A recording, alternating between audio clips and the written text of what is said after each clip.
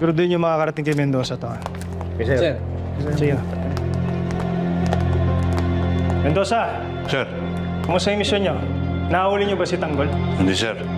Hoy, kung hindi ka kasama sa misyon, huwag kang makialam, ha? So nakatakas si Tanggol. Akala ko pa naman magaling kayo. Ano gusto mo pa naman sila? Sir. Sir, nasa inyo na po yung buong puwersa ng kapulisan. Sa lagay na to, hindi nyo pa rin mahuli-huli yung puganting yun. Kaya ibig sabihin, mahina. Anong sinabi mo? Sir, huwag mo na putulan, sir. Sir, huwag na, huwag na. Hoy, ikaw bubuit. Ha? Tandaan mo to! Ako pa rin ang hepe ng presintong to. Kaya walang pwede mo masasahan!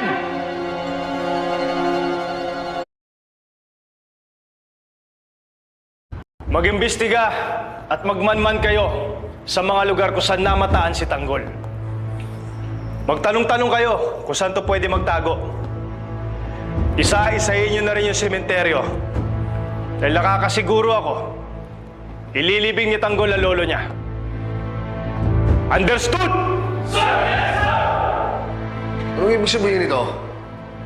Saan kayo pupunta? Sir, ito yung unit na i-deploy ko para hanapin si Tanggol. Nang hindi ko nalalaman? Wala kang otoridad para gawin to! Magallanes, walang alis sa unit mo. Dito lang kayo sa presinto.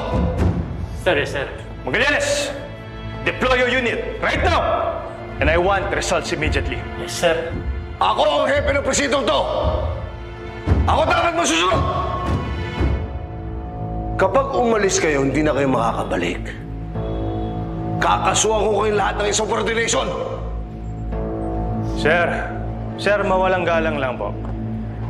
Si Mayor Miguelito mismo ang nag-utos para hanapin si Tanggol. Kung may problema ka, pwede sabihin mo sa kanya. Ngayon, kung wala na kayong sasabihin, i-deploy ko na yung tao ko. Men! Move!